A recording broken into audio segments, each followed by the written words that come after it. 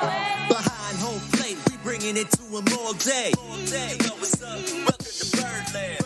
Win or lose, we bringing it to you always. You know what's up? Welcome to Birdland. Orange or black, we rebuild the pack. No matter where we at, you know we coming back. Section 336, we on this, so tune in. You know what's up? Welcome to Birdland. Yeah, welcome to Birdland. You know what's up? Welcome to Birdland. Now, here come the boys from Section 336. Ladies and gentlemen, boys and girls, Baltimore sports fans of all ages, welcome to Section 336, Next Generation of Baltimore Sports Talk. I am your endearingly center host, Matt Soroka. As always, I'm joined by the button lover, by a guy who said we can't record again until Matt Harvey gives up a run, the button lover, Josh Soroka. Yeah, you're lucky we did that pre-show where you jinxed Matt Harvey pre-show, so we don't need to bash you for it. But I'll just get it out from the top. I still do not have a PlayStation. Oh. So we'll do it right here at the top. Breaking news. I still do not have a PlayStation. He says it's coming tonight. But as we've proven on the text messages, that doesn't mean I'm getting a PlayStation. Yeah, but now, you're still given a specific time tonight. Okay. Yes. I was getting the time tonight. I was also, Is it now? I was also given this morning and this afternoon. And but yeah, I was given tonight. At this point, Josh, is it still in the brother-in-law's possession? Is it in his possession? Whose trunk is it in at this point? I don't know. I just looked up at the corner, and we do have a bunch of viewers right now, so kind of weird time to hop on and make the comment right when the guy probably gets a notification that 336 is live. I should have saved this for the end of the show. We usually say this for the end of the show. But I was smart. Okay. For the show, I texted him 10 minutes ago and said, about to start 336. Are we meeting up afterwards? And the response is, I hope so. If not, there's going to be a bigger issue than you burning me on the podcast. So, that's ominous. Well, he says, with me and my brother-in-law. Right, with the brother-in-law. So, with the brother-in-law, not with me. Right. So I've pretty much told this guy, hey, your brother-in-law stole them, or he flipped them, or he sold them, or something. I said, these things do not exist, is my opinion. Yeah. Well, my opinion is you screwed me, your brother-in-law screwed you, everybody's screwed. Yeah. If you have no idea what we're talking about now, you need to be a better coconut and go back and listen to our past episodes. But Josh, if you need to pause the episode at any point because the doorbell rings, you do what you got to do. If he sends me a text, we will pause the episode so that I can present the PlayStation mid-show. Yeah. Don't hold your breath, boys and girls. I did get something though this week. Okay. I had someone drive all the way down from the Baltimore area and hand deliver me a Jim Palmer bobblehead. Oh, nice. So, friend and 336er Bev came down here and brought down a Jim Palmer bobblehead for me. Yeah, very cool of that. Add it to my excitement. Haven't opened it up yet. Still in the box, but Bev had no reason to come all the way from Maryland to Florida just to deliver you that bobblehead. I know. I told her that UPS worked fine, that the post office, and she said cakes was too valuable. Oh, so, just a nice delivery. So, but either way, I was cool to get that, and it's going to go on my shelf with all the other bobbleheads. That's cool. I don't know if I told you about my Grayson Rodriguez bobblehead I got at Delmarva. You got two of them, one for you and one for me. I got two vouchers. And where are those slips of paper? This might turn into like the PlayStation updates because right now I still just have vouchers. Right, the bobbleheads were lost in shipping or something. But have they said, "Hey, we've got the bobbleheads yet"? I don't know. I guess I can look on their website. I really don't know how to find out. I guess I can search around their website. They'll make an announcement about it. I guess I don't know. Yeah, I assume they will make an announcement, or I don't know. I assume those vouchers expire at some point. I don't think you can go in 3 years. Hey, I need my Grayson Rodriguez bobblehead. Yeah. Well, I'm planning on going back when they do the Adley Rutschman bobblehead giveaway. So I'll find out then. All right. So this weekend, the Orioles let some guys go off their AAA. We did a couple of weeks ago. We did our special. A couple of weeks ago, we did it on Friday. The Dan Duquette. It came out last week. Okay, last week we did the Dan Duquette trade recap. Yeah, I think Thursday it came out. And two of the guys we talked about were then Yeah. released, Yes. Cody Carroll and Evan Phillips. So Yeah. Now, add that to that trade talk. I was hoping that that's because they were going to move some guys up to Norfolk. And I was excited because I'm waiting for Adley to go to Norfolk, and Norfolk's in Jacksonville this week. Yep. So all I wanted was for Adley to come up this week, and I was going to go to the Norfolk game. Well, the Norfolk game was canceled again. What are you guys getting rain down there or something? Oh yeah, it's raining. I was supposed to have softball tonight. We weren't going to record until tomorrow. Yeah. So yeah, I mean whatever. It's been pouring. It rained all day yesterday and rained all day today. So. Yeah. But well, we got a lot to get to today. We got to kind of recap the trade deadline. Wait, but the Orioles didn't do anything. What are we going to recap? Well, that's what we got to talk about, Josh. Yeah, what that means. They did a couple small moves. But real quick, before we get there, it's fun. I'm watching the game right now, and it's Richie Martin just made a nice play at short. It's pretty cool to see Richie Martin back in the majors, right? Yeah, just as you say that, I'm like, oh, man, I don't have my Shake Your Bonbon button anymore. Yeah. I got to add that. Now that Ricky's up, I got to add that back in. Yeah. Well, he's living La Vida Loca up there in the majors, and it's fun. This is my ideal infield for right now is Urias at second and Richie Martin at shortstop. Yeah. I want to see this the rest of the season. Let's see how this play out. You know I'm a Richie fan. Yeah, I don't know if Richie's the future shortstop in the majors or not, but I want to see him for the rest of the season. I don't know. Do you want Urias at second, or would you rather see Jemiah Jones? Yeah, well, that's the whole thing too, right? And people are upset because Richie Martin has been out the entire year, does a week of rehab in Bowie, and then gets called to the majors. Meanwhile, this dude, Jemiah Jones, have been just, grinding there at AAA the entire year and can't get the call up. It's kind of weird.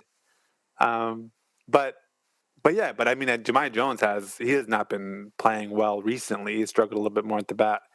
And so clearly, just like, I mean, we'll talk later in the show about Adley Rutschman not being called up yet, because I got some Mike Elias quotes to talk about. So we'll get to that later. But clearly with Jemiah Jones, they feel, the powers that be, who know a lot more than we do, feel that he's not ready. Right. Which I would take in a weird way as a compliment, Josh, because they could have brought him up here like Valleca and Labia and just kind of play him when you can. But clearly, it seems to me that they see him as an everyday player, and so they're working. They just don't want to throw him up here for a cup of coffee and to play every now and then. They want him to be, I think, ready to go when he gets here. Exactly, and that's how I see it. It's they don't need him to come up and prove himself. They're kind of penciling him in for the future and working on getting him ready for the future. And I think that means maybe they want to see a little bit more from Richie Martin. Well, yeah, that's the weird thing, because I think Urias, his arm and stuff, plays better at second base. And clearly they think so, too, because when Richie Martin came back, they could have put Richie Martin at second, but they chose to put him at short and Urias at second. So who do you like at short? Well, who do I like at second is Urias. Yeah, but who do you like at short? Carlos Correa. Oh, not Richie Martin? No, I think, I mean, maybe for next year he'd be fine at short. Oh, you just want me to say his name. Yeah, I was just waiting for you to cue the music.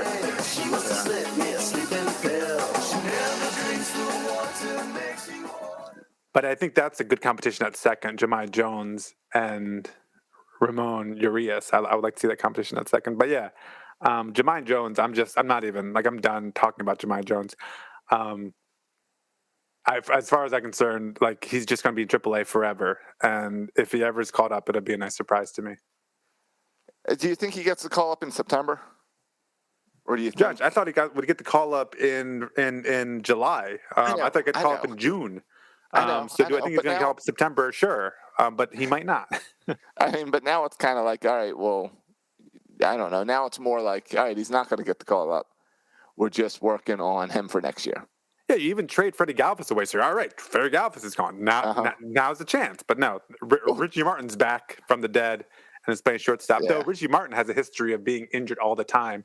So I give Richie Martin about a week before he goes on the IL again, and then maybe. But then Labia might be called back up. Who knows? Or Steve Wilkerson might be called back up. I don't know. And that's the other thing. I think Richie Martin, I don't know, he's probably the same as Jemiah Jones as far as flexibility. I feel like Richie can play second short. He can be a pinch runner. He's got some speed. and maybe I'm just making all this up in my head. Yeah, but no, I think you're right. But the thing about Jahmai Jones is it's not like he's in limbo in AAA, right? Like presumably there's good coaches in AAA. He's getting better in AAA. He's playing every day. We're not Really? competing for a playoff spot, Yeah. so it's fine, right? It's fine. Right. It's Kind of like almost we're okay with Adley Rutschman because we assume he's getting better than them. We're not. He's not just eating bonbons and playing MLB The Show like I am this summer. I presume he's doing something productive, and so yeah. it's fine. Besides, the Orioles right now are really just like quadruple A. Like they're not even a major league team yet. It's like it's just guys we're still working on developing. Right. Yeah. And they just happen to have to go and play the Yankees 100 times a year. Right. Yeah, and the AL East where everyone's over 500. We have 50? I think it's 50 games left in the season, and 30 of them are against the AL East. Something like that. Yeah, it's not looking good for my 64 win number. No. Well, I don't know. They played well against the Tigers. They played well against the Yankees. Yep, this is a big game right here against the Yankees. Yeah, they've got a chance to take the series. Yeah, that was a really, really, really fun win on Monday where Jorge Lopez pitched. Yes. It's kind of bizarre. It was also like just a bizarre game. Yeah, it was one where, I think you texted me and said, this box score makes no sense. Well, I chimed down. It was the fourth or fifth inning, and it was like when I turned on the game, and first I checked the box score, and it was like Jorge Lopez was throwing a no-hitter, but it was it was like 5. Yeah, they had already scored a run. Like they had a run, but no 5 hits. walks, no hit, a balk. Yeah, it was a weird game, but it made me like Lopez. Like I loved the emotion that Lopez was showing on the mound. Yeah, he showed a lot of emotion. And he fired up. And I was explaining to someone, like, what I look for with these guys when I'm looking for the future is I look for guys who are having fun playing the game. And that's why it excited me, last weekend, when they won wearing black on Friday. So then they wore it again on Saturday and they won, and they wore it again on Sunday and they won, and then they wore it again on Tuesday and they lost. But I like the fact that they kept wearing the same jerseys because it's the type of thing a little kid does. It's not something major league teams do. It's stuff that guys who are having fun playing the game do, and I like that. It's not a business. It's guys having fun. Yeah, I have mixed feelings about Jorge Lopez. Sometimes I just wish he would like it almost makes me mad that he pitched so well on Monday because the next start out, he's going to give up 7 runs in the 4th inning or whatever because he's so freaking inconsistent. And so it's a little bit frustrating because this is who Jorge Lopez is. He'll look kind of like one of the best pitchers in baseball one week, and then his next start, you're like, why is he still in the starting rotation? Except it's not 1 week; it's one batter. He'll look outstanding. Oh yeah, he'll go from inning to inning. That's true. And then he'll look, and it's why you get frustrated at Lopez because he shows you he's got the stuff. Yeah, he just doesn't have the consistency. Yeah, which makes me wonder maybe he's better in the bullpen option. But right now we need 5 starters. Right. And he just had a great start, so obviously he's going to stay there. It's still good to see him have stuff. It's better than guys getting blown out. Game 2 against the Yankees was just ugly, not even worth watching. Yeah, I mean, I'd rather have Jorge Lopez go out there than Alexander Wells right now. And Alexander Wells is just yet another reminder how the young pitchers, Jorge Lopez is not a young pitcher, he's 28, but how the young pitchers, Kramer, Lothar, Wells have just not had good years this year. It's been kind of frustrating from the young pitcher perspective. No. We got to talk about Matt Harvey a little bit and how he's been outstanding. Do you think the Orioles made a mistake by pitching him on Friday instead of Thursday last week and trying to get one more start in before the trade deadline? Or do you think there was really no interest either way? And if he made that start, he gave up 0 runs again. Right. If he had the exact same performance as Friday, but he did it on Thursday, do you think some team takes a flyer on him? Yeah. I mean, I'm curious, right? I wonder if a flyer was offered. Like, if you offered what they offered for Freddie Galvis, if you offered that for Matt Harvey, would Elias pull that trigger? And well, he did take cash for what's his name? Sean Armstrong. Armstrong. Cash considerations. I don't even know if there's any cash exchange. Just he's going to consider taking cash for him. Yeah, it's the worst deal you can make at the trade deadline is cash considerations. Well, you could get Sean Armstrong on DFA at any point in the year either. So I really wasn't sure about that move by the Rays because at some point he was being DFA'd. Yeah, you just had to wait for it. And I don't know, or is Matt Harvey do you seriously look at Matt Harvey and consider bringing him back next year? Yeah, I think depending on how he ends the year, I think you And seriously do. I think it's twofold. Well, yeah, it's obvious how he pitches, but I think it's also, I wonder if they gave Matt Harvey a longer leash because the veteran presence, and I wonder what that veteran presence does in the locker room around these guys, and if But that Josh, helps at all. And maybe, I don't know. I'm sure it doesn't hurt, but how much does it help? Because every young pitcher that's been here has struggled. So where's the evidence that it helps? But if you talk about, Fangraphs has a thing called WAR, right? Which Yeah. adds all this stuff together. What's it good for? Exactly. Who has the highest WAR in the Orioles? Well, of course, Cedric Mullins. Yeah. Who has the second highest WAR in the Orioles? Trey Mancini? No, he's actually Ryan fourth. Mountcastle. No. Ryan Mountcastle, I don't know. He has right. 0.9. He's down the list. All right, so you're going with a pitcher then. It's a pitcher. Paul Fry. No, he's second in amongst pitchers at a 1.5 WAR. We're just talking about him. The answer is Matt Harvey. Matt, really? Even with the rough... Well, I guess he started out really good, and then he had a rough patch, and now he's good again. He has a 1.6 WAR, which is the highest amongst all our pitchers and the second highest amongst our team. That's pretty exciting. So you're asking me, do I want to bring back our second best player this year? Right. So you're telling me the Dark Knight rises. Yeah. I mean, he has. And we'll see what he does the rest of the year, right? But I think also some of this was he got an extended rest, right? Yes. And then he started to pitch better after the extended rest. You wonder how much of this is kind of fatigue.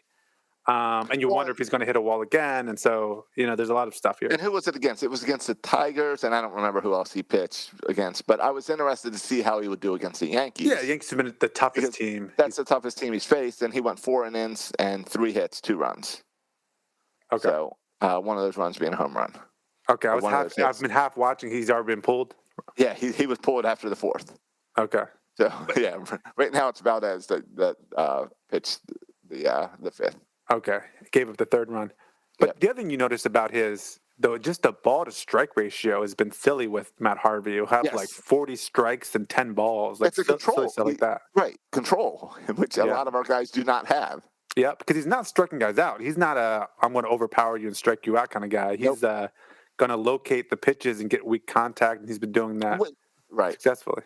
Which is what I was really impressed with on Thursday night when we played the Tigers. That series started on a Thursday, I believe, because it was 4 games. And we faced their number 1 prospect. And that's where, if you watch the game, the entire time the starting pitcher was in there, we only hit 2 balls out of the infield.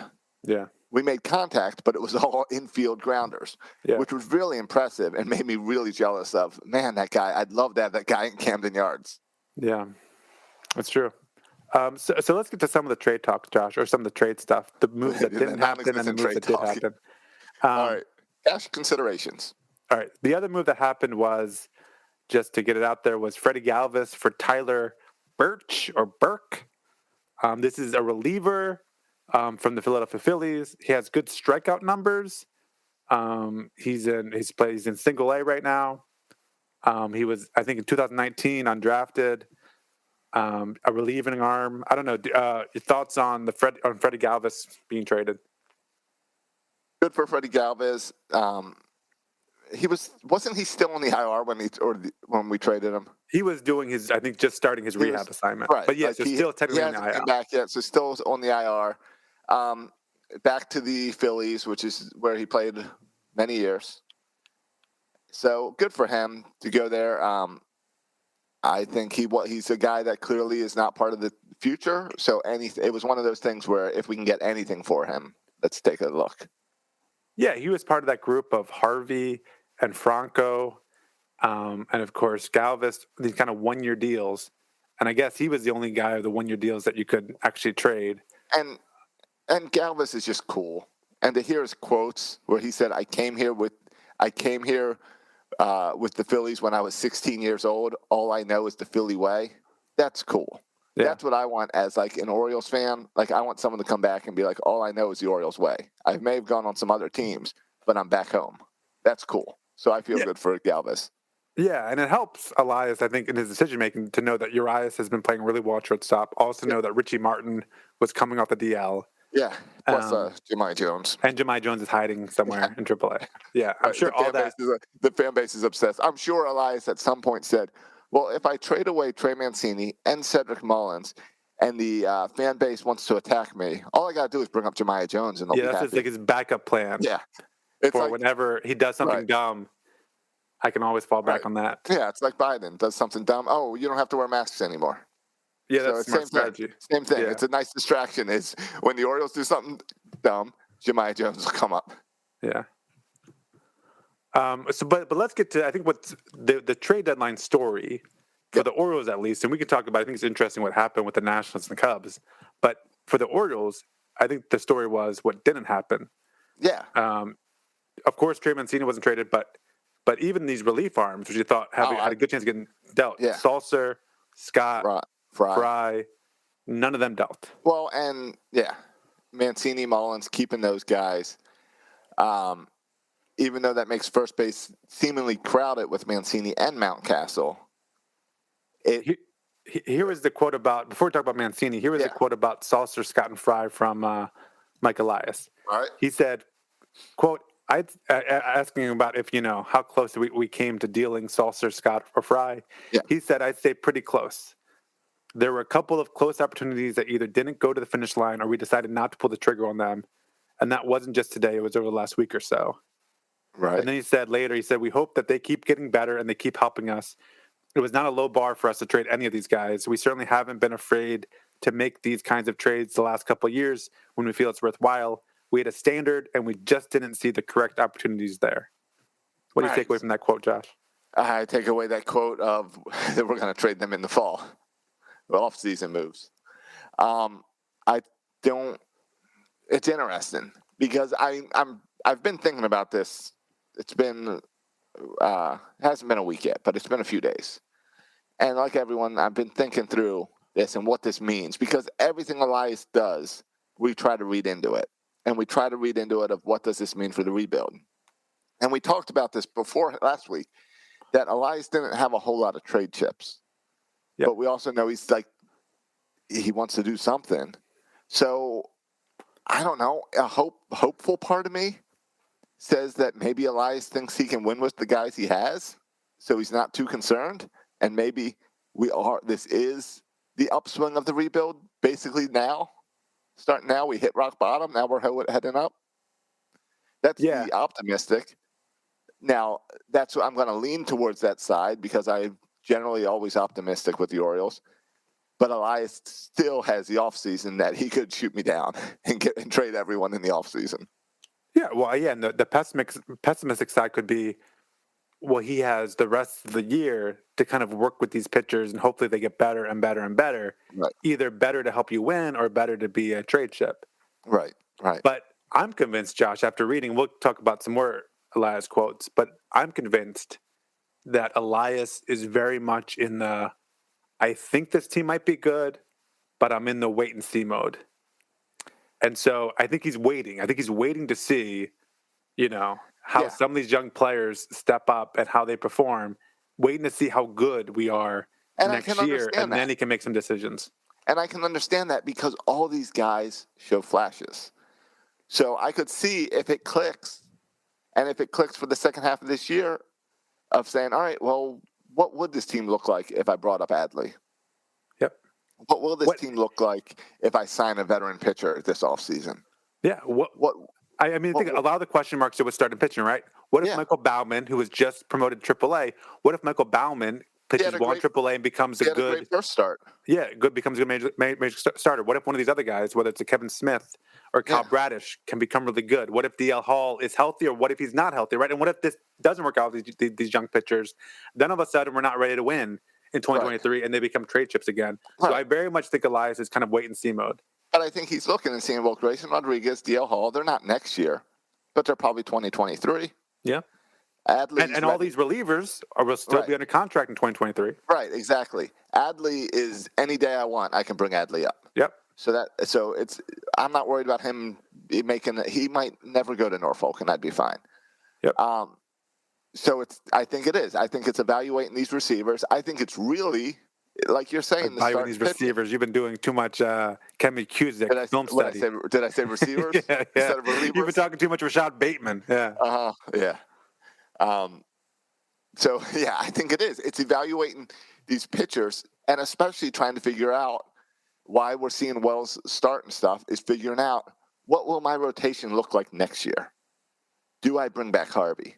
I know I've got Means, but what else do I have? Oh, well, yeah, and can you count on Means to stay healthy for a whole year? Like health will impact a lot of this stuff. Yeah, and I really think this offseason you might see him go out and sign a veteran pitcher to a 4 or 5 year deal for a good veteran pitcher.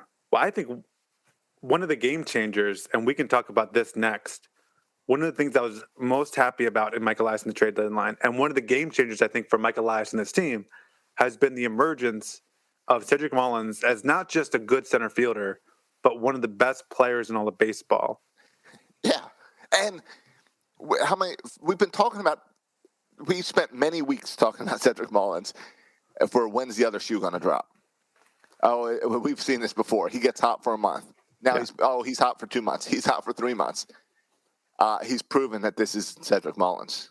And at the same time that Cedric Mullins is proving that he's Cedric Mullins, we're seeing a healthy Trey Mancini get back to full speed. Yeah.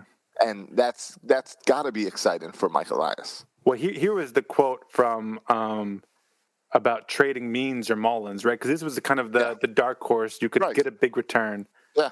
And Elias said, quote, "You saw Jose Barrios traded today by the Twins," right? That was in context of a guy under contract, I think, for a couple of years and kind of an elite pitcher.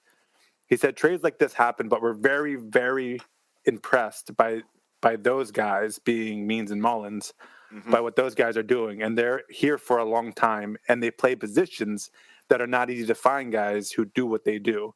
It is not a priority for us to look at those opportunities. So he said, end of quote. So he said flat out, it's not a priority for us to look to trade Means or Mullins, and that makes me happy, right? Because that's saying the rebuild is not 10 years away. No, we need a center fielder. We need a pitcher. We have a really good center fielder and a really good pitcher. We're not looking to trade those guys, right? Yeah. So we're not trying to win in 10 years. We're not looking because we think those two guys are key positions and key players in this rebuild. And we're good again. I agree. About so moving on to Mancini. All right. Here's what he said about Mancini.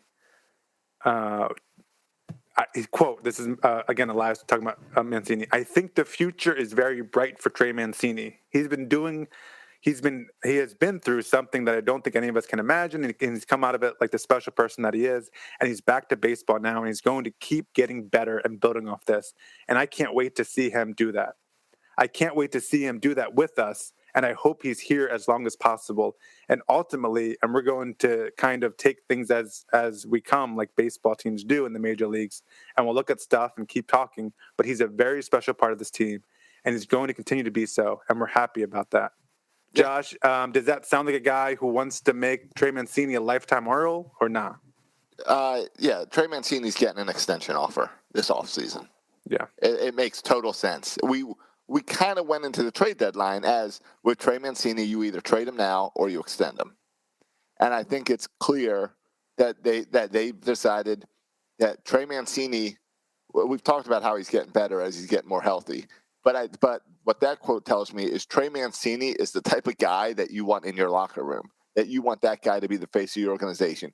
You want him around all your young players. He's got the leadership and the attitude that you want there. So you're going to give him a long-term deal. If you're smart, right now you make Trey Mancini a 10-year deal. And you sign him for life. Because that is one of the dumbest things you've ever said on this podcast. Because as we still pay for Chris Davis, but go ahead, Josh. Because he's not going to be any cheaper. As salaries go up, as stuff goes up, if you want to value this guy that much, You give him some money. You let him buy a house instead of rent a house, and you make it clear to him that Camden Yards is his home. Okay. And I was so with you, Josh, and I think the Orioles will approach him about extension, maybe a 3-year extension. They're not going to pay him into their 40s. That doesn't sound like a Mike Elias kind of move to pay a first baseman a ton of money. I think 3 years is too short. I think you go 5. Okay, I could see a 5-year extension. I think you go 5. Or 5 total, so add 4 to the end of the deal. Maybe something like that. He hasn't shown enough to deserve a 10-year deal. But I think a 5-year deal where you present it to him as, hey, you're going to be here for 5 years. We're going to get a World Series with you. Let's go. Yeah. I think a 5, a little bit long, but it's possible. But it seems like, that quote that Trey's just getting better is interesting to say about a 29-year-old guy. But presumably having this year, it's been a crazy year for him. Having a normal off season next year, coming back, I think he'll be better. And the only part of the quote that makes me chuckle is, I can't wait to see him do that with us, and I hope he's here for as long as possible. As if like Mike Elias just hoping, like it's in Mike Elias' control if Trey Mancini is there as long as possible. There's nothing to hope about. Like it's your decision. No, the hope is simple. The word hope means money. It means money. I hope he's cheap. I hope he's not going to want a bunch of money. And I would think, here's the deal. With the Orioles, I would go to him with a decent offer. I wouldn't overpay him. But on the business side, I would lowball him a little bit. Not because he's bad, not because he deserves it, but I'd kind of lowball him and be like, send it to him with him knowing, hey, we stuck with you through the cancer. Okay, we supported you. I know. You're a jerk, Josh. I know. At that point, Trey Mancini would say, "Okay, I'm ready to declare my free agency and go play for another team." Is that what you want, Josh? No. You don't say that part out loud. I'm just saying on the business side, what you kind of lean on is like he's not going to want to leave. We don't need to overpay him. Now, it's a gamble, and he might come back and ask for more money. And I don't know who his agent is. Hopefully, it's not Boris. But I'm just saying that you don't overpay for him, and you can lock him in for 5 years. Yeah, I don't think you have to underpay. I think there's a fair market value for him that you can find, and you both can agree. And this seems like so easy because, the Orioles stink, and Trey Mancini doesn't want to be traded, right? Like he wants to stay an Oriole. This feels very much to me like kind of like the Adam Jones situation. But in the Adam Jones situation, we said, we don't want you, Adam. Get lost. Right. It very feels. I know a lot of players say like, "Oh, I want to stay with this team," but Trey Mancini really does. I feel like, and so I would be. I think you can get him for a decent offer. I would be shocked if they're unable to work something out. If the Orioles want him, right? If the Orioles want him, they can have him. I'm sure for a reasonable contract. Yeah. Given his kind of the position he plays, given that he's going on 30.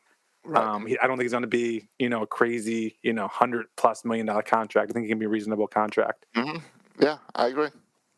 So that was encouraging because we're doing the M&M's game now. Even the off season, jelly beans, the jelly bean game. Now, even the off season, I would say it's about 1% that he gets traded. Like I'll be very surprised at this point if he's traded at any point. I would say it's much more likely that he signs an extension at this point. Oh, I agree. And so, who is the guy? Jason LaCampagna does a radio show with someone else. Do you ever listen to their show in the afternoon? Yeah, with Ken Weinman. Ken Weinman. And they said about a month ago. I don't listen to anyone on that channel. I just listened to them one time, and they said about a month ago, like, just prepare yourselves because it's a 100% done deal that Trey Mancini is going to be traded. Oh, well, and it just makes me laugh how wrong they were. But isn't everything JLC predicts is wrong? No matter what he says, it's wrong. I thought that was Bob Nightingale. Well, yeah, that too. But locally, it's JLC. Okay. I don't know. Yeah. This team. Can we talk? Do you have some more guys about the trade deadline that you want to talk about? Well, I have quotes about Mike Elias talking about the future for the Orioles and quotes about Adley Rutschman. All right. Well, I got a guy who's part of this future. is, have you looked at Ryan? Well, I know we all watch Ryan Mountcastle, and we all know he's doing well. Have you looked up his stats on how he's been doing since the All-Star break? Yeah, I mean, he had a great month of July, right? Even prior to the All-Star remember, break. June, he was Rookie of the Year or whatever, Rookie of the Month. Oh, that's right. For the month of June. Yeah, June was a super hot month, yeah. Yeah. The last 7 games, he's batting .481 with 3 home runs. Hmm. And that's nothing. That's 27 at-bats. Yeah. So it's decent games. The last 15 games, he's batting .327, and the last month, he's batting .255. Yeah. I don't hear his name at all in any Rookie of the Year talk. But I mean, he's a .263 for the season, and I'm excited because it seems like he's a guy that just keeps getting better. Yeah, you wonder if he didn't have such a bad April and May, kind of what those numbers could look like overall. And I regret that we didn't talk about him when we were talking about Dan Duquette's moves. Because do you know how we drafted Ryan Mountcastle? What, he was from the Nelson Cruz compensation pick. So we all like to bring up and trash that we didn't extend Nelson Cruz. And we signed Mark Trumbull instead. And we got, which, whatever for them. Right now it's working out, though, because we got Ryan Mountcastle on this team. Yeah. Yeah, I agree. He's a good player. I think when you talk about Rookie of the Year, I mean, he's a guy who gets hurt by WAR, right? That stat WAR hurts him because he plays first base and DH. Right. And he doesn't when he's play. In the outfield, he's below average. Yeah, and we play the outfield. And so he has, they break it down that he has a negative kind of number for defensive WAR, which really hurts his overall WAR number. But what's his positive WAR? Like 6? What, his overall WAR? Or his offensive WAR? Offensive WAR. Is 3.6. 3.6. All right. I was close. But I don't know how that offensive WAR looks. I don't know how this works. I'm an idiot. I don't know how this works, right? Because it says, he has 3.6 offensive WAR. Right. We're just looking at Fangraphs. Ramon Urias has 5.0. Trey Mancini, how does that work? Well, just wait for this, Josh. Trey Mancini has 7.9, which, all right, whatever. And then you get to Cedric Mullins. His offensive WAR is listed at 30.9. What is that, 30? I don't know, but it's pretty good. And they have him as a negative defensive WAR as to make his overall 4.4. I don't understand all that stats. Yeah. I mean, I don't know. But I remember, Manny Machado would put up negative defensive WAR numbers. I was like, that can't be true. I watch this cat play every day. There's no way he's a below average defender. So I don't buy some of the defensive WAR numbers. They go over range or whatever. I don't. Yeah, but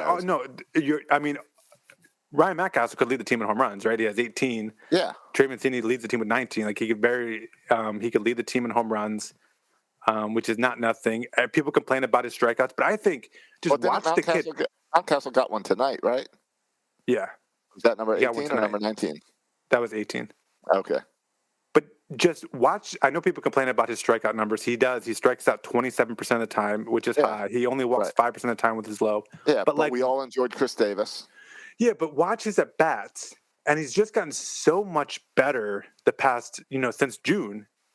He's just got so much better with identifying balls and strikes and swinging at good pitches. He's just gotten a lot better at it. Right. And so I think that he's only 24.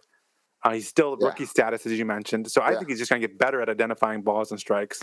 And so I think the sky's the limit for him. And that was home run number 19 for him tonight. Oh, it was 19. All right. Yeah. So this Fangraphs isn't updated. Are tied, and Mullins has 18. Yeah, Mullins is slacking. So exactly. But no, he's an exciting part of this future, and guys like that excite me. So.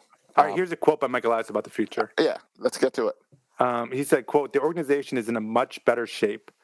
And Josh, as I read this quote, tell me, I don't know whether to be optimistic or pessimistic about this quote. I can't decide. But anyway, here's the quote. The organization is in much better shape, but I continue to be daunted by what I see in our division and what I see around the league.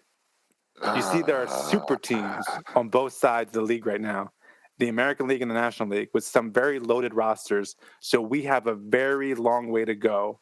We have a lot of work to do.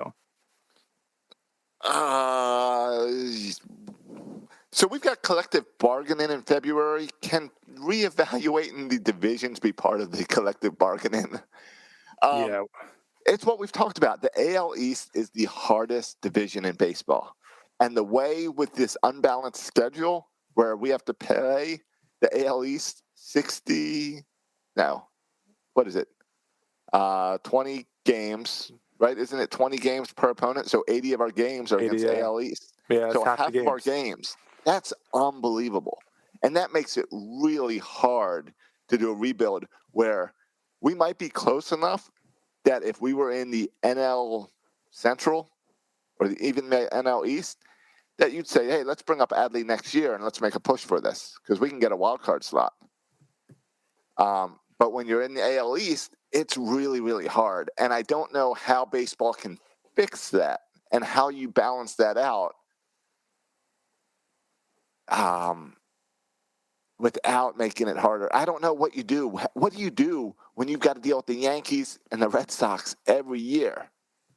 Yeah, and real quick, Michael has talked about that a little bit. Here's his quote. Continue talking about the future. He said, quote, I talked about the Orioles being a playoff team. He said, quote, It's hard for me to forecast. I just know the direction that we want to continue to push in.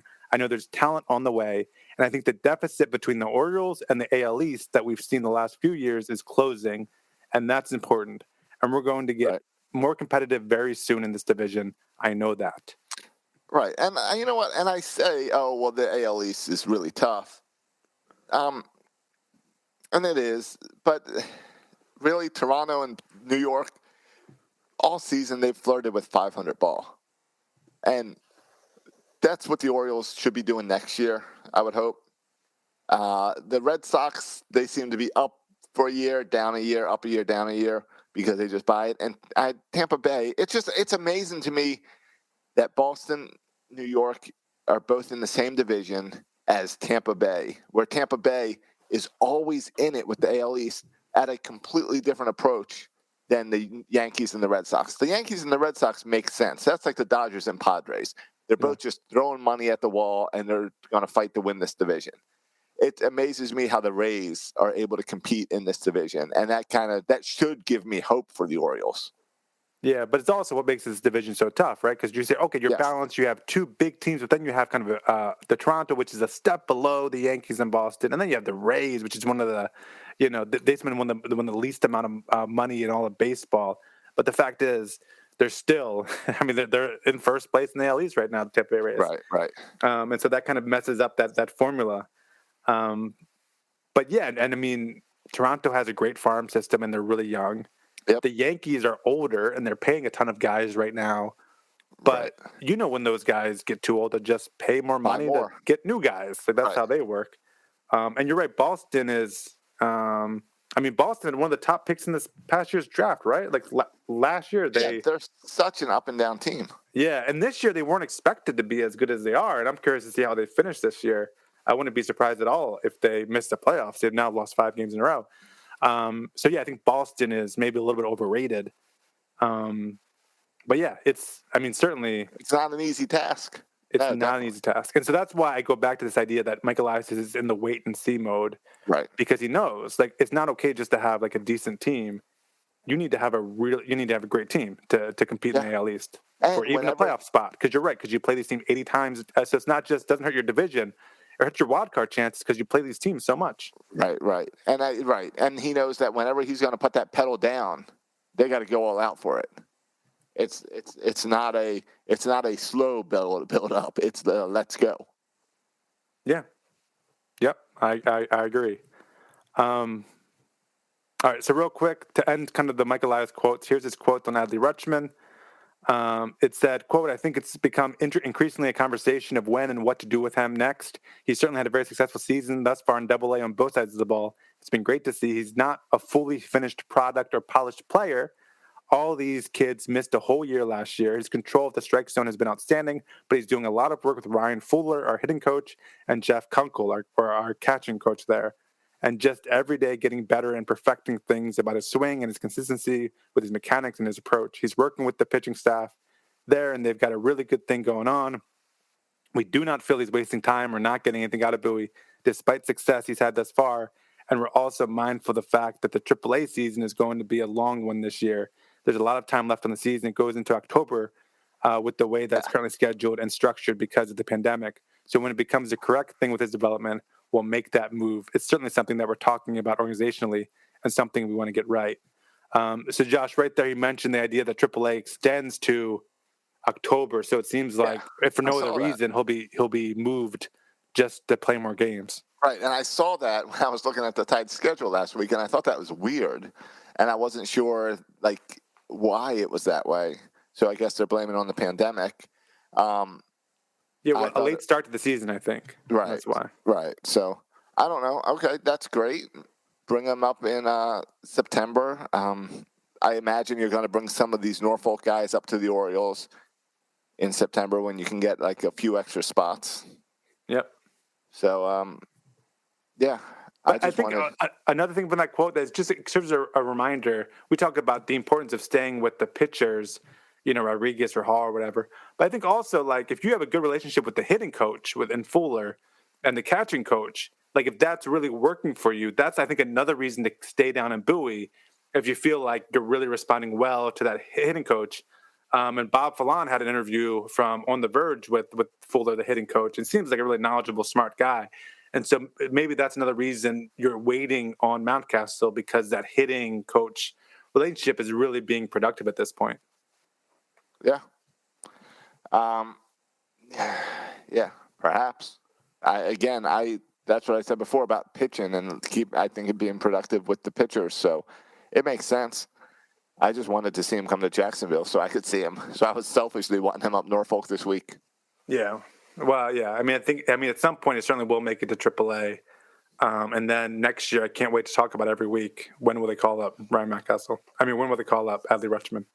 Well, yeah. I mean, that's going to be the story, because Jahmai Jones will be with the Orioles next year, so everyone will be talking about Adley. And it makes sense that at some point next year, Adley's in Baltimore. The question is going to be, and what we're going to discuss all off season, in between Lamar Jackson and the Ravens, is we're going to be talking about Adley obviously gets the spring invite, but does he get the opening day invite? Yep, because I think you wait a month and you can avoid, or you can get another year of eligibility. But that's all up in the air a little bit, because they have the whole collective bargaining this offseason as well. And I think that's a huge question mark, and makes me concerned if we'll even have baseball next year. Yep. I mean, I don't know. I haven't read into it too much in a while, but every time we go to a collective bargain, and I know how this goes, you push it till you get what you want, or you go on strike. And I don't want to strike. And and we've seen recently with the pandemic and stuff that ownership and players, don't see eye to eye on a lot of things.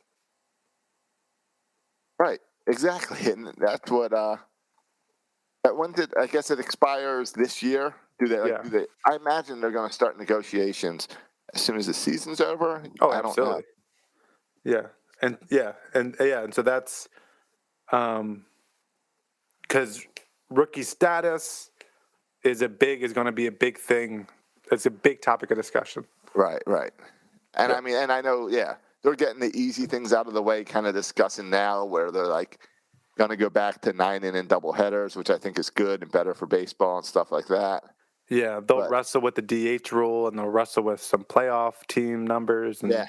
Hey, you've never gone down and seen the Southern Maryland Blue Crabs play, have you? No, I never have. Team? You know that they are the first team to test out, on behalf of Major League Baseball, the further mound, backing the mound up a foot or whatever. Oh, really? Yeah, they just moved their mound because their season starts in a couple weeks, and they are testing it out for Major League Baseball. Oh, all right. So I don't know what that all means, and I don't know. I don't think we'll ever see that in Major League Baseball, but it's interesting. Yeah.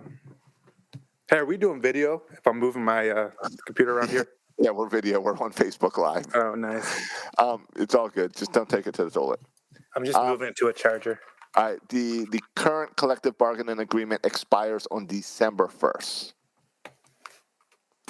So that's this offseason. Yeah, that's this offseason. So that's scary to me, and especially when pitchers are upset and the players union about this whole substance ban that kind of came out of nowhere. I mean, it's. I don't think that the ownership and union have a good relationship, like you were saying. Yeah, I agree. But you know what? I can't even worry or sweat about it. I mean, if it comes to that, we'll make a little poster and we'll stand outside and you do your Field of Dreams, cross it out and write greet on there, whatever. Yeah, no, we'll do that. But But but what's I'm just focused on right now on the Orioles being competitive again. I know, but it actually not playing baseball next year messes that up. Yeah, I know, and we already got it messed up with the pandemic, so we can't afford another lost year. Correct. Because we're on the we're starting to be on the upswing here, Josh. I feel good about it. On the up and up. Yeah, I was hanging out. I was on the come up. On the come up. I was in Lynchburg this past week for a few days, and I was hanging out with my friends, 2 really big Cub fans, and I was hanging out with them during the trade deadline when Rizzo was traded and Baez was traded and pretty much half their team was traded, and they were very distraught about this, right? Because all their favorite players. I mean, it was like us when Manny Machado was traded, right? And then I was listening to Tony Kornheiser, my favorite podcast, and he had Michael Wilbon talking about the Cubs and also talking about Tony Kornheiser talking about the Nationals, right? Oh yeah, and having all those players be traded. That they traded Turner. Yeah, you trade Turner, who's still had another year left on the contract. You trade Scherzer, which, by the way, you never do those package deals. That's what I learned from playing MLB The Show and doing trades. If you do a package deal, you always get a worse player back than doing 2 separate deals. Just FYI. Okay. All right. I'll remember that when I get a PlayStation. But, and like, Michael Wilbon was talking about how, oh yeah, good one. Michael Wilbon was talking about how his brother, like, said he's no longer a Cubs fan or whatever. And clearly he'll be okay and he'll be a Cubs fan again. Right. But they're at the bottom, right? And I think the Nats and Cubs will recover more quickly than the Orioles because they'll spend more money. But still, like, they're at the bottom where they're doing what the Orioles did 3 years ago, trading away every talented player on the team. And so it makes me feel a little better about the Orioles that we're not at the beginning anymore, like the Cubs and Nationals are right now. Well, and I think as Oriole fans, we spend so much time focused on the Yankees and the Red Sox that we don't pay attention that other teams have to go through the same crap that we're going through. There's other mid-market teams that have to do a full rebuild just like we're doing. Yeah, and I mean the Cubs had I think one of the higher payrolls in all of baseball. So even mid to upper market teams have to do this sometimes too. So I think that's encouraging. But that was the trade deadline was insane. I mean, it seems like all teams are buying into this idea that if we can't win now, trade away as many players as you can trade. So it was just a crazy trade deadline. Yeah, I agree. And I still wonder how much the CBA stuff plays into that and concerns about the future. Yeah. And like and you wonder how much, like with the Nationals, they seem to always have money, but like how much did the pandemic and ticket sales and all that stuff You're saying, they're not getting the Masson money. Hurt the owners. They got to get rid of this. Yeah. Well, I've always wondered why we have 70% of Masson, but they can spend 70% more than we can on free agents. I always wondered why they can sign Scherzer and they can sign all these guys and we can't sign anybody. Yeah, well, I mean, that was the story. Stupid internet. I search or Masson lawsuit to try to get an update for the Masson lawsuit, and I see about how in last October the Nats won the $100 million ruling, and then I saw an article from March with an update. So I click on that to read, and it says the Orioles are cutting all costs to go on the market and sell, and I'm like, oh well, that's fake news. That's not real. Yeah, I'm so tired of the internet and the Orioles and Nashville. Can I talk about a couple more Orioles things? I mean, yeah, that's what we do here. Is this an Orioles podcast? Am I in the right room? Yeah. Yeah. You don't want about?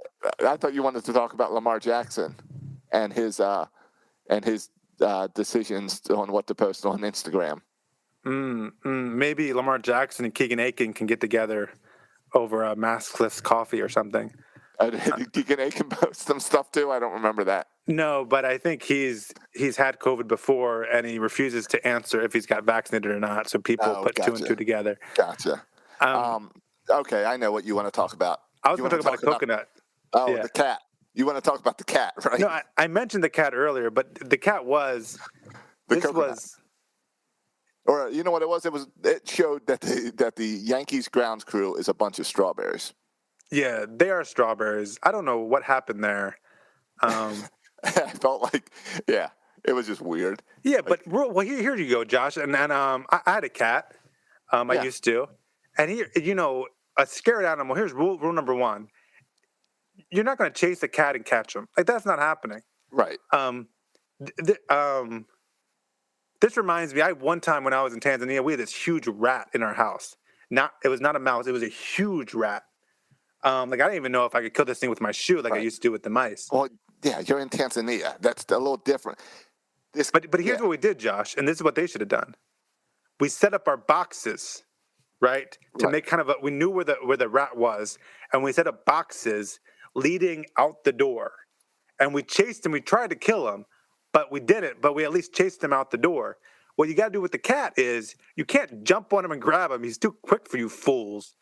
You got to chase him to an exit. And eventually he found his own exit, but you should have opened every door possible and chased him towards the door, and he would have ran out himself. That's what you should have done. Yeah, of course. Well, yeah, or open up. I don't even know. The bullpen was right there. Open up that bullpen door. Or I don't know. You can grab the cat when you got 6 guys surrounding the cat. You can't. You still can't do it. You can't do it, Josh. The cat is faster They than didn't you. even try to grab the cat. Yeah, it can't be done. But I yeah, don't know. it was not a good effort. The other thing you should do, Josh, is if one of the police officers had a gun. I mean, you have Shoot to. the cat. You have to continue playing the game, Josh. You got to get the. You got to. People came to see a baseball game, not to see this cat run around. So while Kevin Brown's talking about someone needs to adopt this cat, I'm saying someone needs to put this cat down for interfering with a baseball game. Shooting the cat would have made me laugh. Maybe a stun gun, be nice. Just stun him a little bit. We're upsetting a lot of listeners here. Or a net. Do they have like those net guns? Yeah. Can I get one of them? Speaking of wild animals, an alligator was spotted in my neighborhood today. Oh, really? I got a lake in my backyard, and they spotted an alligator swimming around. I don't mess with those alligators. So I bet I could catch it better than the grounds crew caught that cat. No, but I didn't want to mention. Oh, yeah, maybe you send the alligator out there to get the cat. That should be another idea. Yep. But I wanted to mention Dustin Knight. That's where I was going with it, not the cat. Dustin Knight. Here's this 30-year-old reliever who was been given the Jahmai Jones treatment, where he was dominating AAA but was not getting caught up. Finally gotten caught up, and he's a coconut. Josh, do you know what Dustin Knight does after every time he saves a game? Shoots an arrow to the sky. No, he's not Fernando Rodney. What he does is this the backflip guy? He does a backflip. All right. He gets the last out, and then he does a backflip right there on the field by the pitcher's mound. Okay, he got the call up, but he doesn't. Is he on? Isn't he just like sitting in the hotel room in case they need him? Oh no, he's on the team. Okay, but so he hasn't pitched yet. No, we're in a tight game here, and he could. I mean, we're down 1, but if the Orioles come back to the lead, he could close, and we get a flip. Your TV's behind you. You just missed how the Yankees scored. Yeah. They hit a ball up the middle. It bounced off the pitcher. The second baseman went to go grab it. It bounced off of second base and then changed directions again. Second baseman dives off his glove into the outfield. Oh, man. And that's how they scored a run. It's so frustrating because the Yankees right now sit at a 50% chance to make the playoffs. So it makes me so happy every time we can beat them because they're supposed to beat us by 100 runs. And if we can beat them and hurt their playoff chances, like I am, Josh, I'm watching these standings closer than I should be. And I'm rooting for every wild card team not named the Yankees or the Red Sox. I want to live in a world, Josh, where the playoffs happen and the Yankees or the Red Sox don't make the wild card. Like I would love a world in where the AL East gets no wild cards. That's what I'm rooting for. No, I agree. Put the Rays in there and no one else. That sounds good. Yeah, and so I'm watching I'm rooting hard for like the Indians and the Athletics and the Mariners. I'm rooting hard for those teams. I'll even take Toronto over the Boston. Well, that would be an AL East team. I know, but I'd take them over the Yankees or the Red Sox. Toronto, what's Toronto's problem? They're pitching? Yeah, I think they're pitching. I think they're They're just. weird. I was looking at their stats, or I was looking at just the overall standings, and MLB a few years ago, it was when the Orioles, it's probably 8 years, 10 years, where they added the run differential stat. Because we never had that as kids. And I remember when the Orioles were good, that people would always say, oh, they're not that good. Look at their run differential, because the run differential was low. The run differential stat, I cannot figure out what that tells me for a team. Because the Toronto Blue Jays are plus 109, Yeah. but they're in fourth place. Yeah. While the Yankees are plus 6, and they're in third place. Well, I think if you looked at it, what haven't that we stat scored more tells me. runs than the Yankees? I don't know about that. Maybe. Does it show runs scored on there? I don't know. I heard Not somewhere on that we the. scored more runs than the Yankees. But yeah, It's such a weird stat where it's like run differential doesn't mean anything in baseball.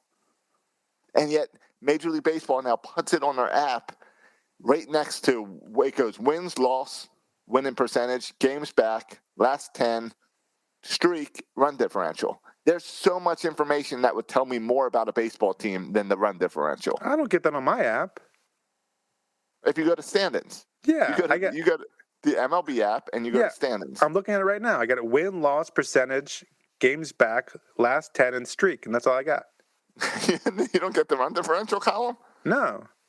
Do you have like a tiny iPhone or something? It's a normal size. That's all I got. That's all right. That's weird.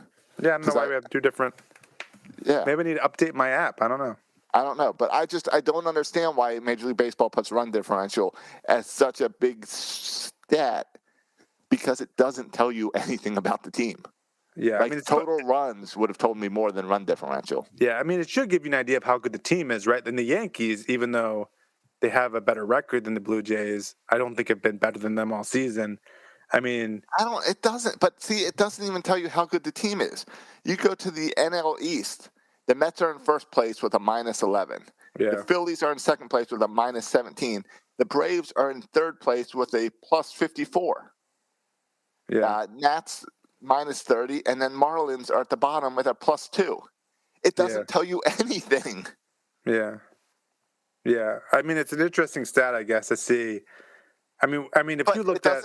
It doesn't tell you if your pitching's bad. It doesn't tell you if your bat's good. It just tells you that, you blow some teams out. Yeah. I guess. Yeah, but yeah. If you win more close games, like the Yankees clearly win a lot of close games, right? Right. Where the Blue Jays, the games, I guess, tend to be less close. I guess, but it seems a worthless stat overall. Yeah. All right, fine. You don't like run differential. No. Duly noted. So, you got some more stuff in there that you want to talk baseball since we're a baseball podcast? I could talk about my trip to Hershey, but that's not baseball related. Oh, but I'm still interested in hearing about Hershey. Hershey, I don't know. This is one of, because you I got to say, you set your kids up for disappointment in going to Hershey. Really? Yeah, because you showed them Charlie and the Chocolate Factory ahead of time. I know. So now they're all going and thinking that Willy Wonka creates chocolate in this magical place with a river and with all this magic stuff, and there's going to be some girl who turns into a blueberry. You set them up for like this amazing place. I told them repeatedly that the Oompa Loompas were not real. There's no Oompa Loompas. I'm telling you, we've talked on this podcast before when Bert was around about how TV commercials for when we were kids always disappointed because they lied in their commercials about what the toys did. That's basically what you did to your kids out of a chocolate factory. Okay. I would argue, even now I'm a grown man, and my wife and I disagree on this strongly. I still think Chocolate World is, to me, one of the most magical places in the world. All right. Emily just thinks it's just this money-making thing. I think it's magical. All right. I haven't been to Chocolate World since I was a kid. Okay. So tell me how it's better than just going.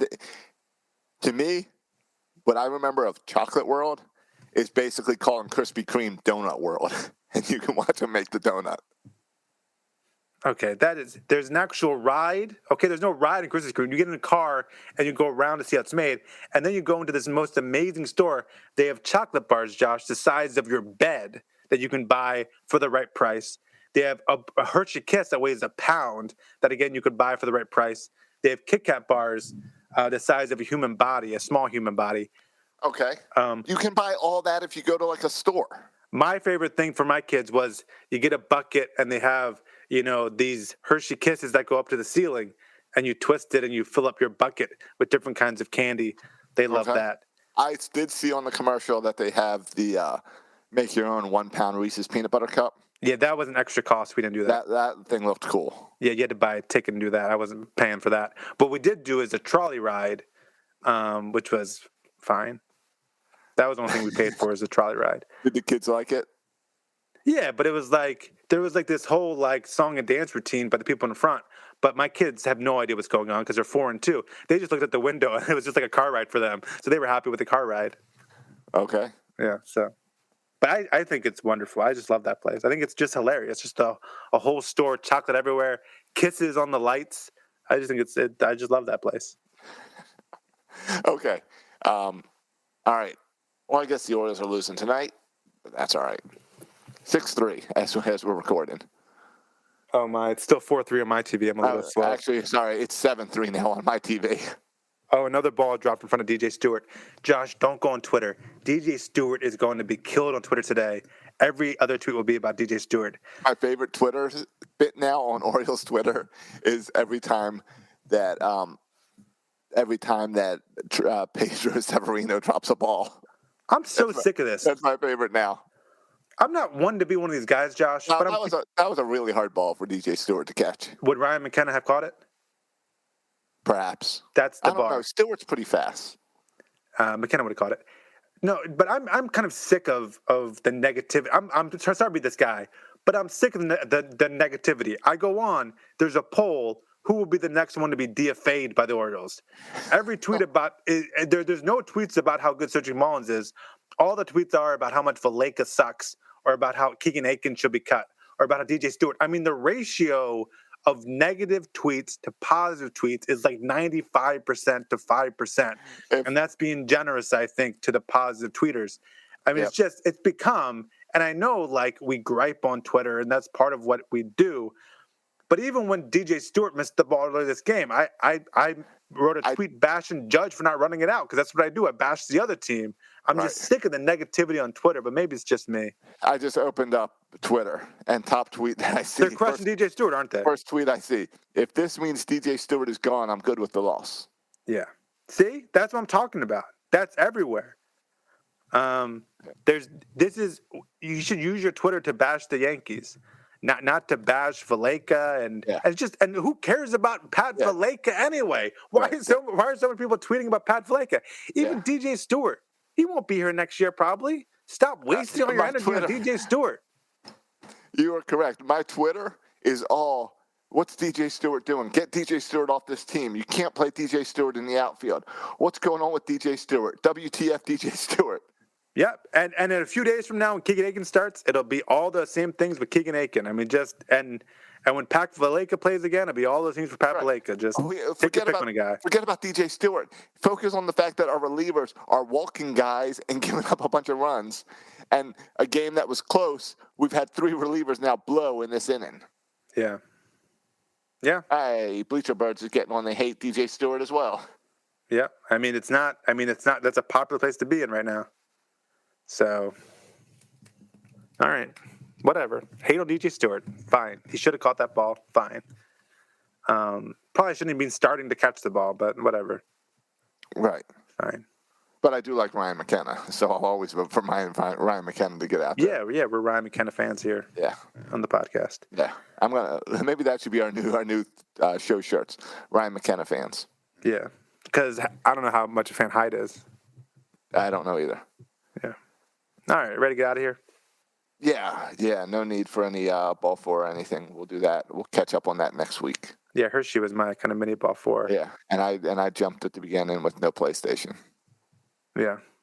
And as of now, still no PlayStation. But it's coming tonight. It's coming tonight. It's coming tonight. Coming tonight. All right, and we'll find out on Monday if it came. Yeah, it's not coming. It's coming tonight. My prediction. Oh, is that a bold prediction? Because you got a text saying it will be coming, so that'd be bold if you said it won't be coming. Time now for bold predictions. No. What's a better chance, Josh? Your PlayStations come tonight, or the Orioles come back and win this game? I would What's more likely? I'd say there's a better chance that the Orioles bats get hot and win this game. That's how much confidence I have in this guy. Yeah. All right. All right, you guys can follow us on Facebook and Instagram, all those social media spots. You can support us. Go to section336.com, click support. You can follow us and write us an iTunes review. We appreciate those 5-star iTunes reviews. Yep. And you could, right, Josh? Oh yeah, definitely.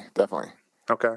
Just make sure we still want those things. No, give us the reviews. You want to put a let's give a phrase that pays. A phrase that pays. A phrase that pays. What's something we did? What's a word we used a bunch today that people can sneak into their reviews so we know they're listening. We talked about the cat. Any connection with the cat? We shared some Elias quotes. No, cat's too easy. Okay. We talked about cash considerations.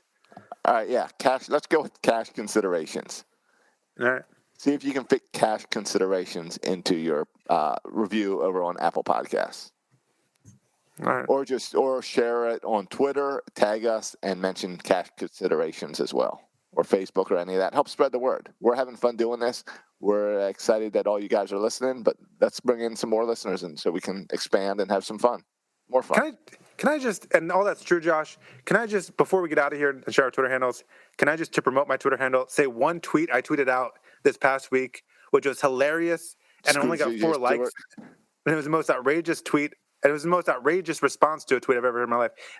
Should have gotten 25 likes at least, because it was a great tweet, and I'm mad I only got 4 likes. But if you follow me at Section336, you'll get more content like this. When it was Rakubaka was quoting all the good things he was saying about Elias was saying about Trey Mancini being part of the future. Yep. And I quote tweeted saying, Trey Mancini is to Mike Elias what Cindy Lou Who is to the Grinch, right? Just like how Cindy Lou caused the Grinch's heart to grow. Mike Elias, has been the number cruncher. Trey Mancini is causing Mike Elias' heart to grow. I thought that was a great tweet. I don't know why I only got 4 likes. Because it's confusing. Because you had to just sit here and explain it, where the first takeaway is Mike Elias is the Grinch. I think that you would. Yeah, he's the Grinch, but his heart grew because of Trey Mancini, just like it grew because of Cindy Lou Who. How many likes did that get? Just 4. I could make a quote right now I could type on Twitter right now another Orioles Grinch comparison and get 100 likes. Oh, I'm sure you could. What, through a DJ Stewart? No, I was going to go with Peter Angelos. Peter Angelos looks like the Grinch. Yeah. And I'll get more likes than that. That's fine. I just thought that was a really solid tweet. But maybe my Twitter followers aren't sophisticated enough to appreciate my good tweets. It's all timing, too. It's all timing and what people are in the mood for. Like, if you tweet something now, it'll get lost in all the DJ trash. Yeah, it's true. Maybe I should tweet some crap about DJ Stewart just to get more likes. That's what I should probably do. Exactly. Suck up to the fan base. Yeah. All right. Anyway, you can follow me for more of my tweets where I don't bash the Orioles, but I just... more Cindy Lou stuff. More Cindy Lou Grinch stuff at Section236. And you follow Josh on Twitter. At Josh Rooker. Thanks for listening, boys and girls. As always, go O's.